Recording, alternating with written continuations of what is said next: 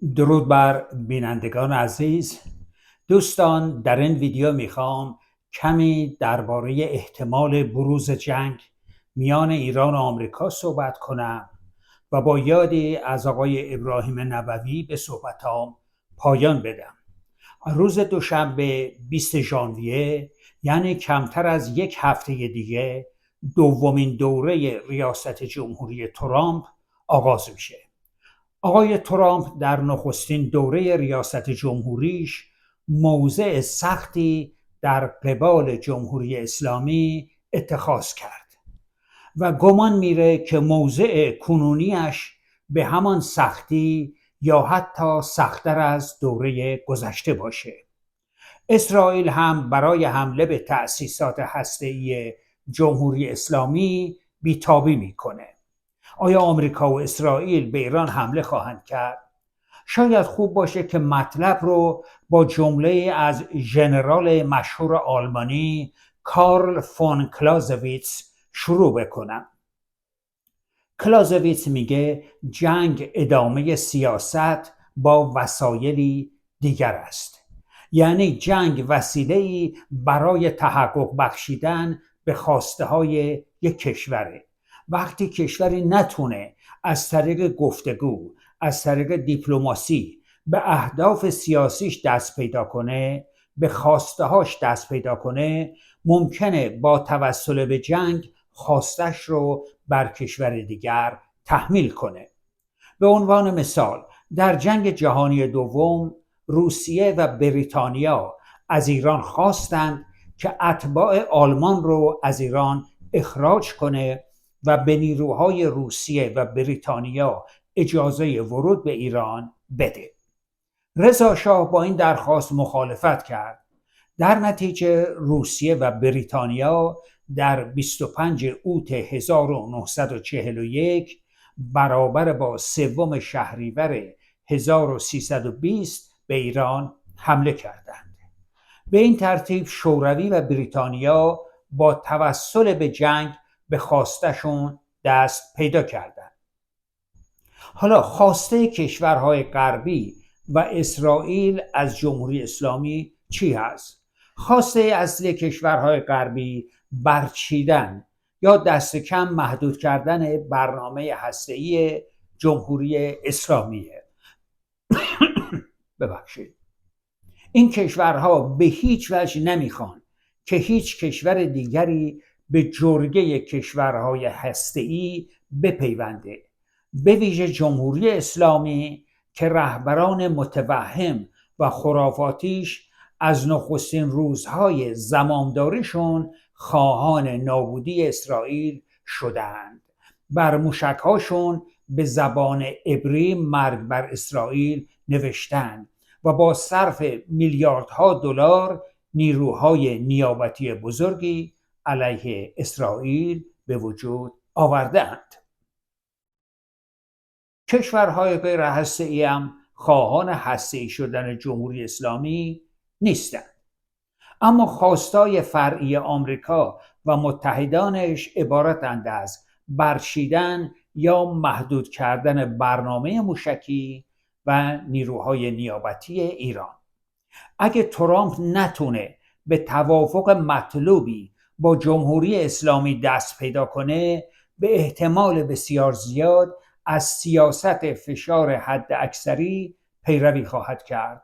یعنی تحریم ها رو زیادتر میکنه و خواهد کوشید که طرفهای تجاری عمده ایران، یعنی چین، عراق، امارات متحده عربی، ترکیه، پاکستان، هندوستان و آلمان رو وادار کنه که از داد و ستد با ایران خودداری بکنند.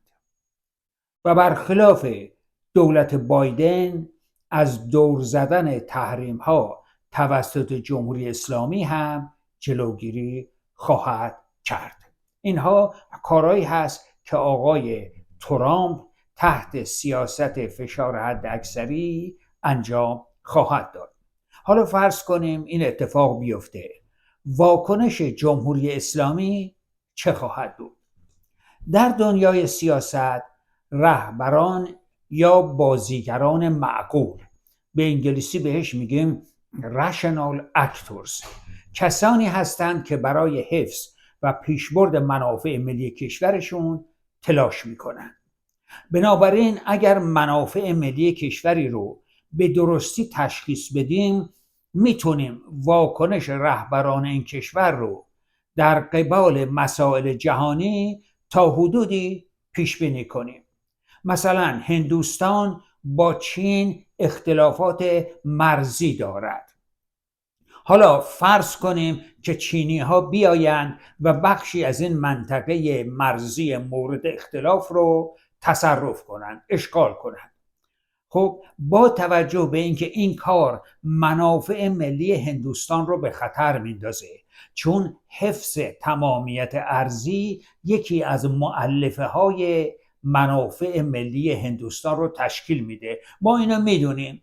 بنابراین میتونیم پیش بینی کنیم که هندوستان هم واکنش محکمی نشان خواهد داد و چه بسا به قوه نظامی متوسل خواهد شد تا چینی ها را از اون منطقه بیرون بکنه.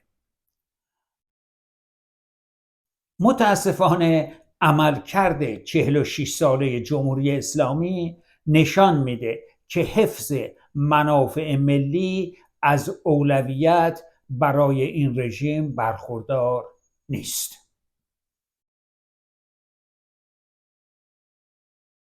وگرنه جمهوری اسلامی سفارت آمریکا رو اشغال نمی کرد، برای صدور انقلاب اسلامی تلاش نمی کرد، بعد از فتح خرمشهر جنگ با عراق رو ادامه نمیداد، نیروهای نیابتی درست نمی کرد، ثروت ملی ایران رو در عراق و سوریه و یمن و لبنان و غیره برباد نمیداد، سیاست هسته‌ای نظامی در پیش نمی گرفت و با آمریکا و اسرائیل به ستیز بر نمیخواست. تمام این کارهایی که جمهوری اسلامی کرده به ما نشون میده که منافع ملی برای این رژیم در اولویت قرار نداره.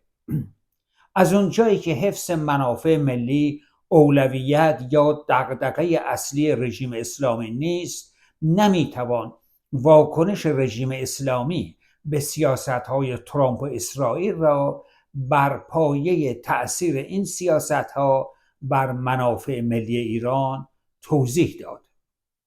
اما چون مهمترین دغدغه رژیم ولایت فقیه حفظ نظام اسلامی است، میتوان پیش بینی کرد که چون رژیم اسلامی در موقعیت ضعیفی قرار دارد، برای حفظ موجودیتش به احتمال زیاد راه مصالحه رو در پیش خواهد گرفت.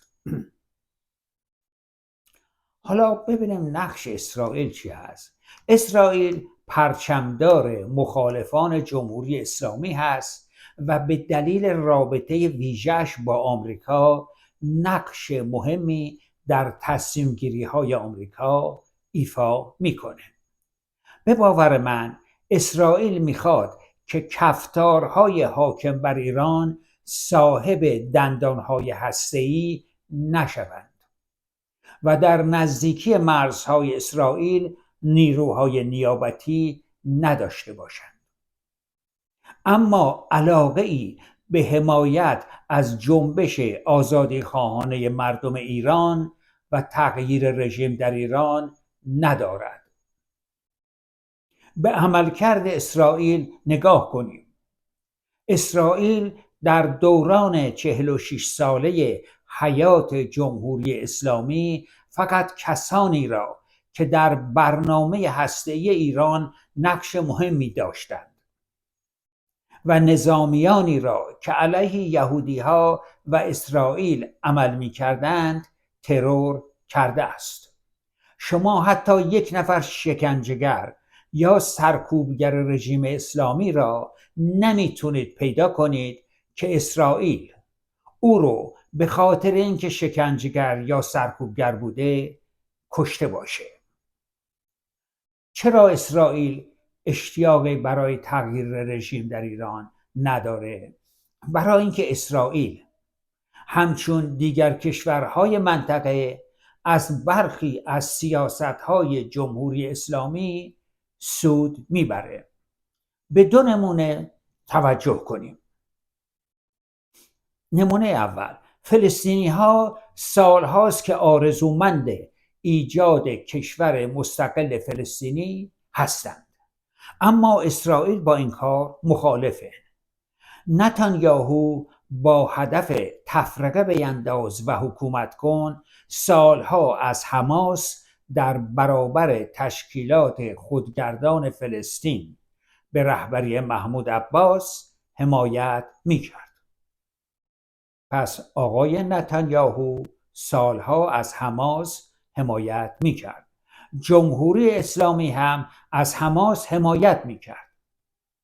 اسرائیل و جمهوری اسلامی با هدفهای متفاوت از حماس حمایت میکردند، اما نتیجه یکی بود: تضعیف فلسطینی ها در قبال اسرائیل.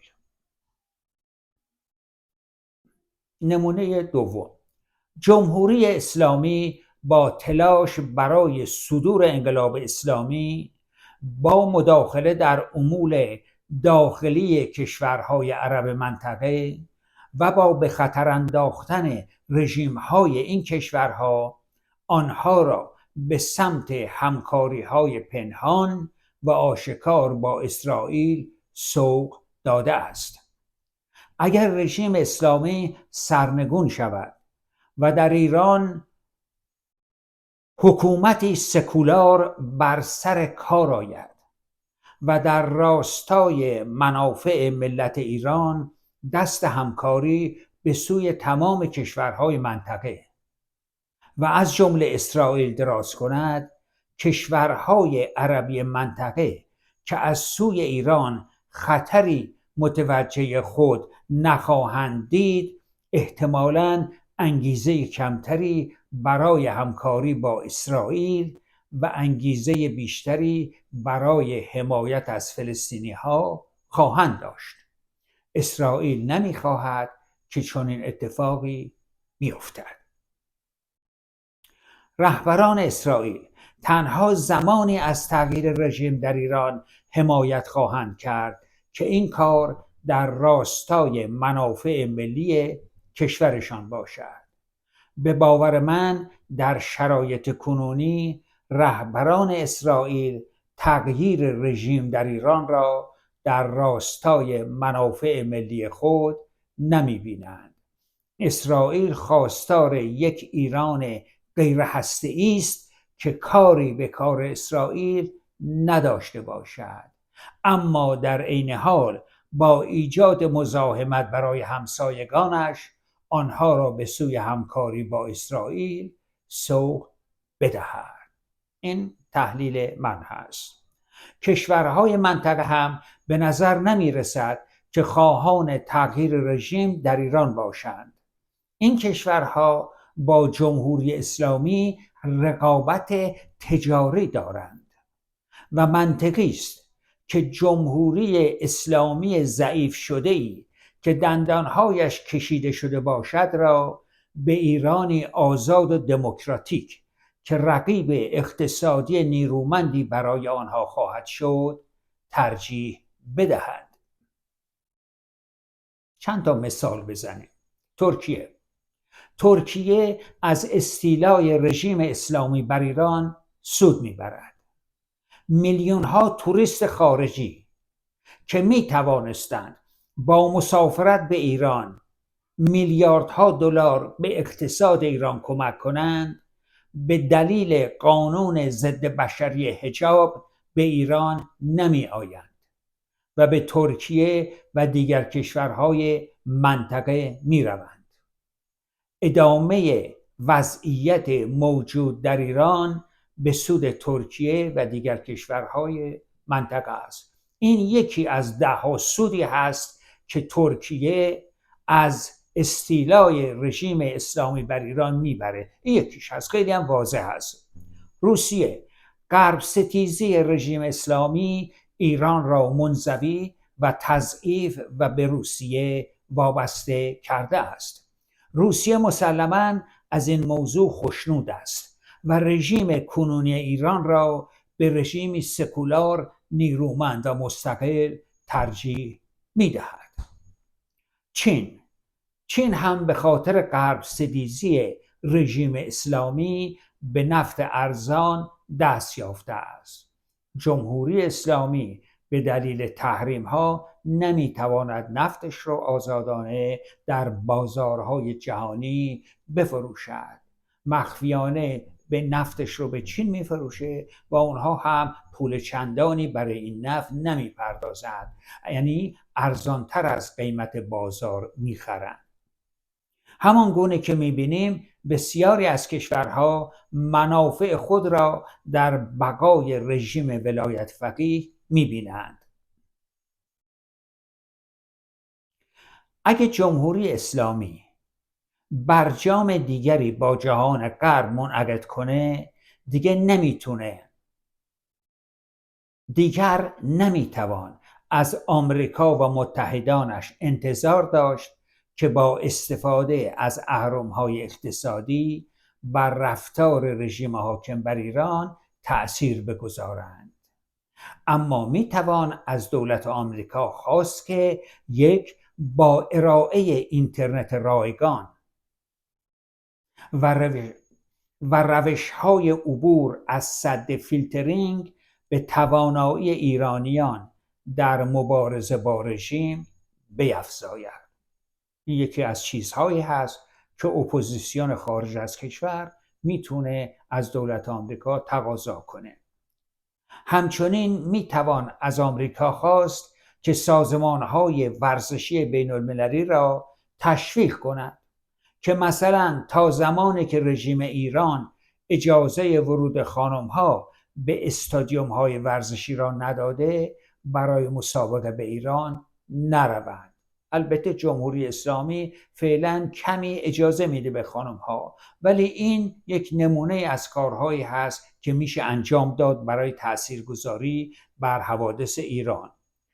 زرقامی که در دولت رئیسی وزیر میراث فرهنگی و گردشگری بود، در مصاحبه‌ای که روز جمعه 22 دی ماه منتشر شد گفت دروغ چرا؟ اگر فیفا گیر نمیداد نمیگذاشتیم خانمها به استادیوم برند.